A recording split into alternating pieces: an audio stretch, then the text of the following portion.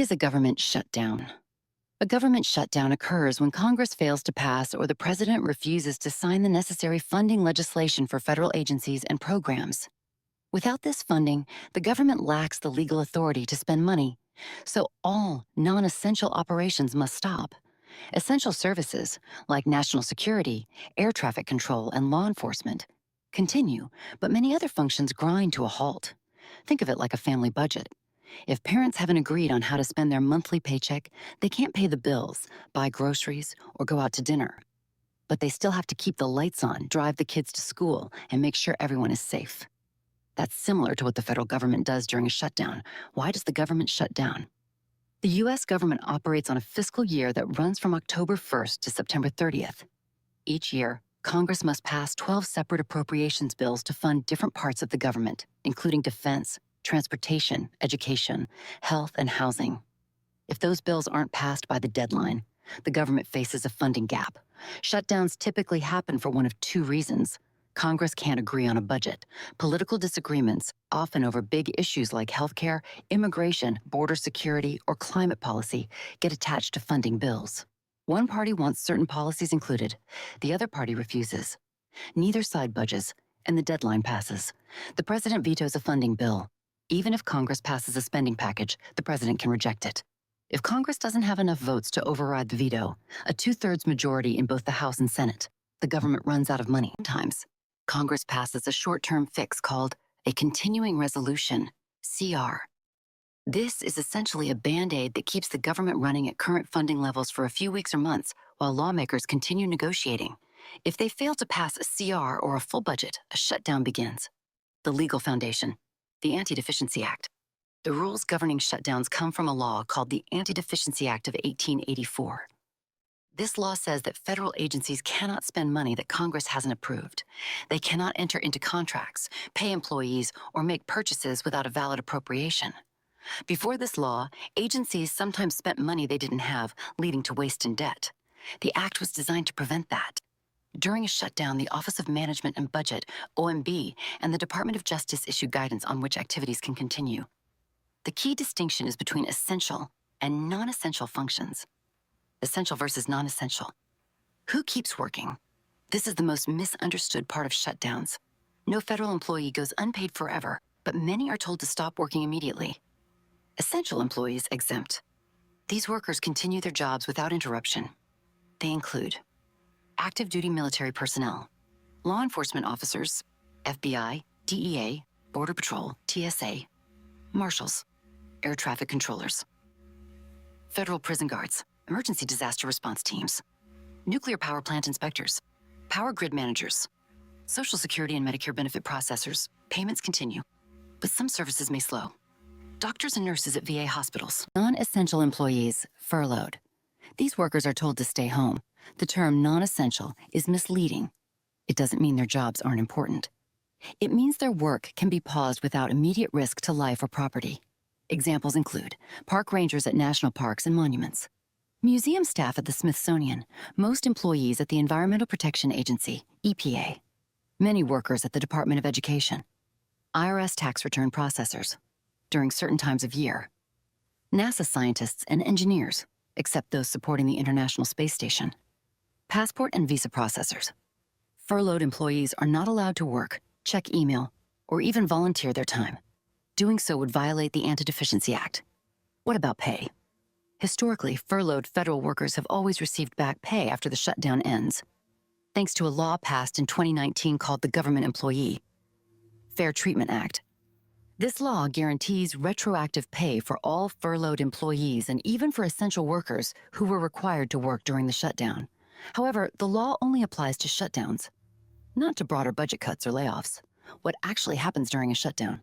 The effects ripple across the country, from federal workers to travelers to small businesses. For federal employees, essential workers show up on time but don't know when their next paycheck will arrive. Many live paycheck to paycheck and struggle to pay rent, mortgages, and bills. Furloughed workers stay home. They file for unemployment, which is usually approved but can be slow.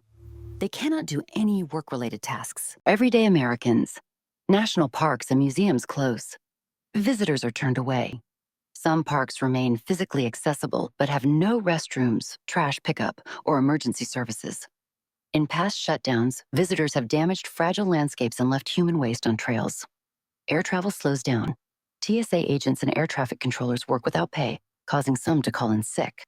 During the 2018-2019 shutdown, TSA sick calls surged, leading to long security lines and temporary checkpoint closures at major airports like Atlanta and LaGuardia.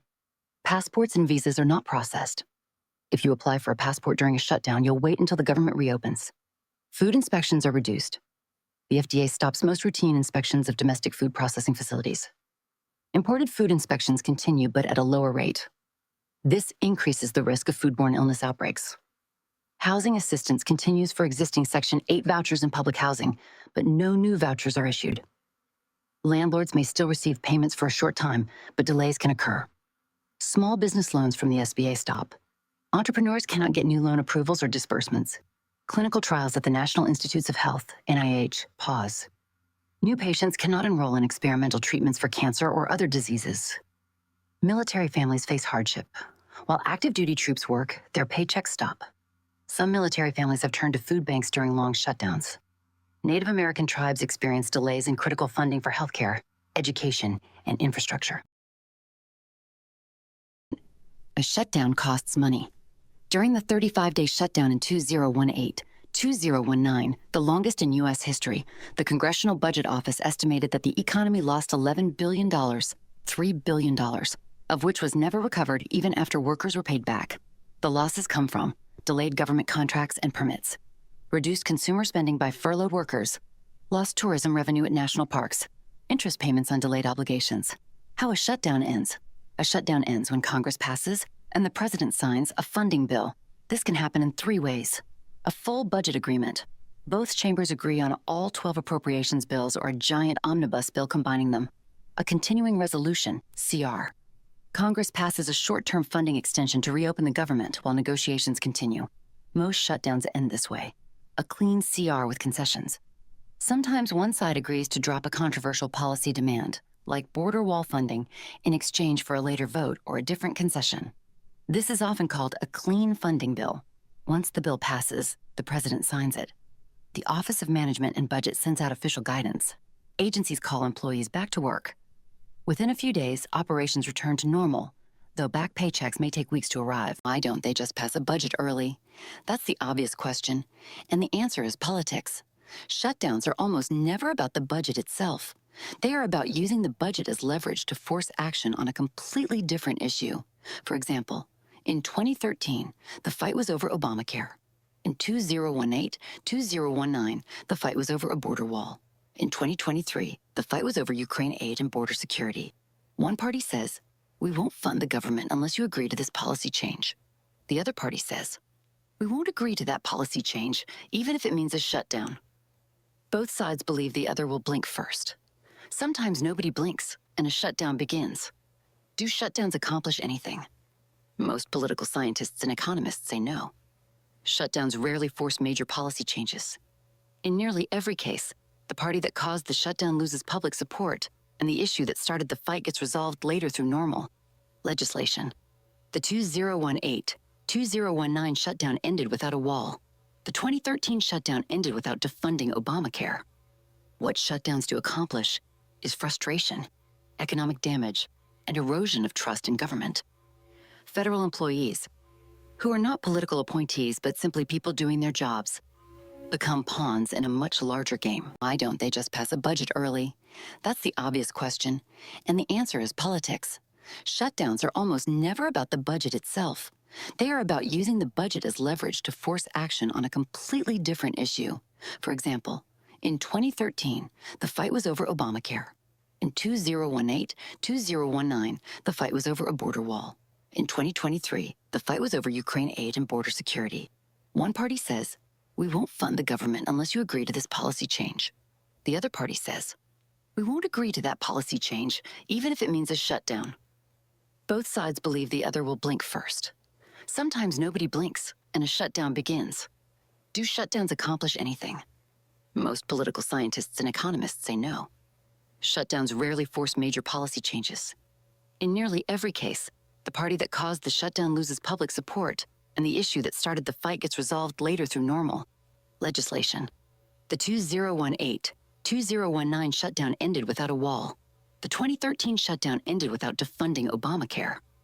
What shutdowns do accomplish is frustration, economic damage, and erosion of trust in government. Federal employees, who are not political appointees but simply people doing their jobs, become pawns in a much larger game. Can a shutdown be avoided? Yes. Several laws and proposals aim to prevent shutdowns or soften their impact. The 2019 Government Employee Fair Treatment Act guarantees back pay for all federal workers after a shutdown. Automatic continuing resolutions have been proposed but not passed. This would keep the government running at previous funding levels automatically if Congress misses a deadline. Biennial budgeting, 2-year budgets, has been suggested to reduce the number of funding fights. Shutdown insurance would set aside a pool of money to pay essential workers even during a shutdown. So far, none of these solutions have become permanent law. Shutdowns remain a recurring feature of American politics, happening about once every 3 to 5 years on average since the 1980s. The bottom line, a government shutdown is a self-inflicted crisis. It happens when elected officials cannot agree on how to spend the nation's money, so they temporarily stop spending it at all. Federal workers go without pay, national parks close, air travel slows, and the economy takes a hit. Eventually, cooler heads prevail, the government reopens, and everyone gets paid back. But the disruption, and the message it sends about the government's ability to function, lingers long after the lights come back on.